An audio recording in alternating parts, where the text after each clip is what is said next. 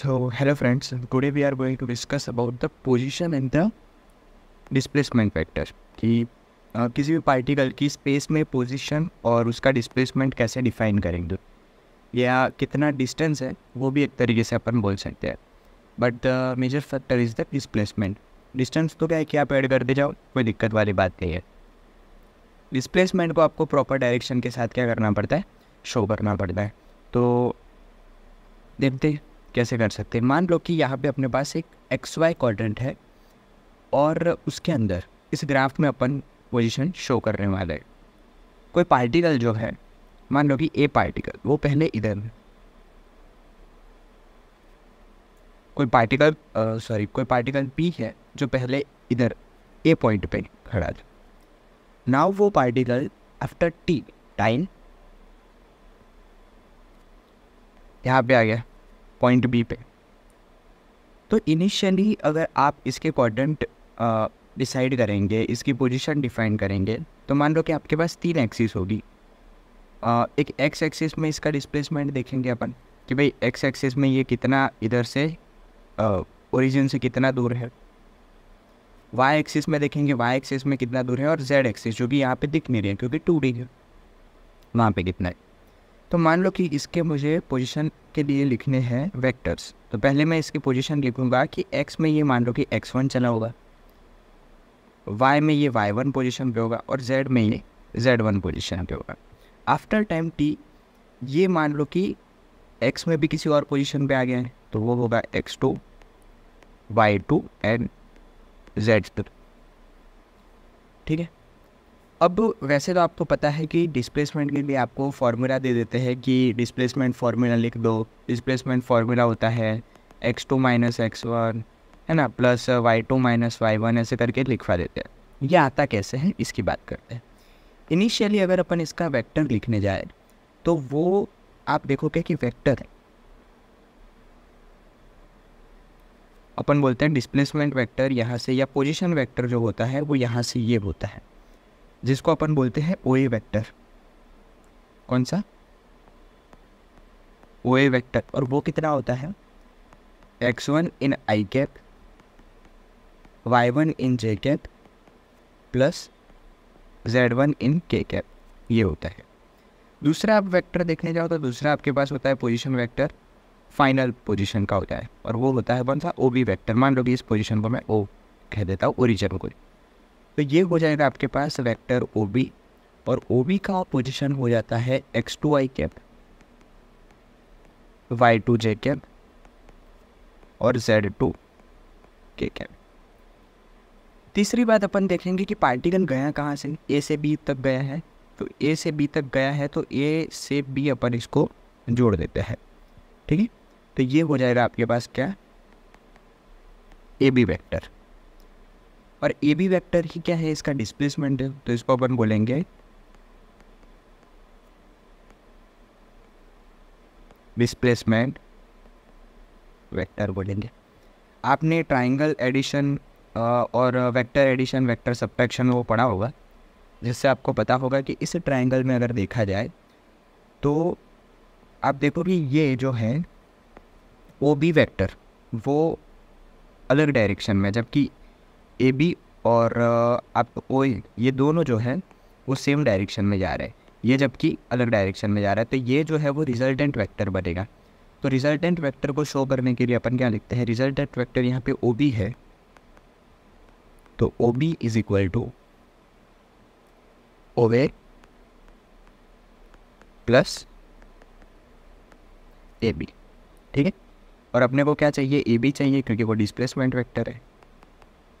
तो A B is equal to O B minus O A vector. ठीक है.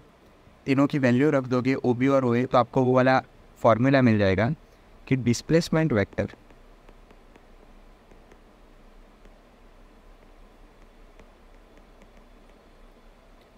क्या है आपके पास, A B is equal to, O B के लिए आप लिखोगे पहले x2 आई कैप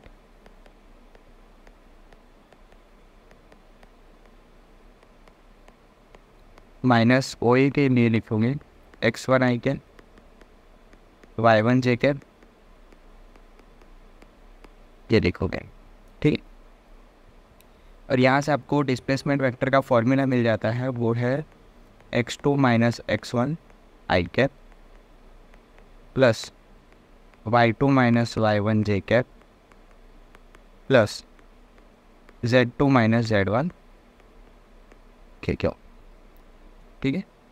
अब आप कहोगे कि भाई हर बार हम ये प्रोसीजर को फॉलो करेंगे, हर बार इतना सब करना पड़ेगा, तो नहीं, हर बार इतना नहीं करना है। ध्यान से आपको ये समझना है कि आपको जब डिस्प्लेसमेंट वेक्टर पूछा जाए तो डिस्प्लेसमेंट वेक्टर आपको शो करना आना चाहिए। क्या करना है, इनिशियल पोजीशन पे ये जो वेक्टर होता है इसकी ये हेड है और ये क्या है, टेल है। इनिशियल पोजीशन पे इसकी आनी चाहिए क्या, टेल, और जहाँ पे जा रहा है वहाँ की ओर क्या होना चाहिए, इसका हेड। बस हेड माइनस टेल कर दो, आपको क्या मिल जाएगा, डिस्प्लेसमेंट वेक्टर मिल जाएगा। ठीक है, ये डिस्प्लेसमेंट का फॉर्मूला आप याद रखिएगा, इससे आपको डिस्प्लेसमेंट का एक डायरेक्शन फॉर्म में आपको क्या मिल जाएगा, आंसर मिल जाएगा। बाकी इसका मैग्नीट्यूड निकालना ये सब अपन ने बेसिक मैथ्स में ऑलरेडी कर लिया है। तो ये भी था पोजीशन और डिस्प्लेसमेंट वेक्टर का एक कह सकते हैं कि कंसेप्ट। इसके अपन देखते हैं कि कुछ एग्जाम्पल क्या हो सकते हैं और फिर आगे बढ़ते हैं। मान लो कि कोई क्वेश्चन आपके पास ऐसा आ जाता है कि भाई क्वेश्चन कुछ ऐसा आ गया कि इनिशियल जो पार्टिकल था, इनिशियल पार्टिकल के कोऑर्डिनेट्स थे 2, 3, 1, ये कौन सा है, इनिशियल कोऑर्डिनेट को, और फाइनल कोऑर्डिनेट जो इसका बना वो बन गया 4, 3, 1। इनिशियल और फाइनल पता चलेगा। तो आपको सबसे पहले क्या फाइंड करना है, find number 1 initial position vector,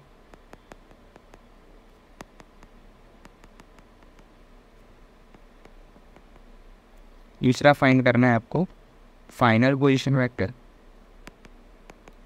और तीसरा आपको फाइंड करना है डिस्प्लेसमेंट वेक्टर और उसका मैग्नीट्यूड,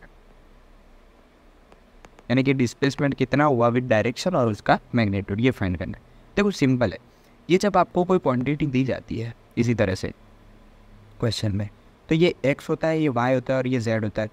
तो इनिशियल जो आपके कोऑर्डिनेट्स है वो तो आपको आराम से मिल जाएंगे। जैसे कि अगर मैं उसको x1 नहीं बोलते, ए पॉइंट होगा मान लो, तो उसको बोल देते हैं 2i कैप, 3j कैप और 1k कैप, ये आपका इनिशियल है। फाइनल के लिए मैं b बोल देता हूँ, b को अपन बोल देते हैं 4i cap plus 3j cap और k कैप बोल देते हैं। डिस्प्लेसमेंट कितना होगा, दोनों में से माइनस कर दो, b माइनस a, तो आपको मिल जाएगा 4 में से 2 जाएगा तो 2i कैप, 3 में से 3 जाएगा तो j कैप बचेगा ही नहीं, और k कैप भी नहीं बचेगा, तो ये 2i कैप प्लस 0 यानी कि 2i कैप भी नहीं। अब यही है तो इसका मैग्नीट्यूड भी क्या रहेगा, यही रहेगा, वो जो नहीं। इस तरीके से आप तो सॉल्व कर सकते हो। इसके कुछ और क्वेश्चन करते हैं अपन आगे जाके, पहले यहाँ तक रखते हैं।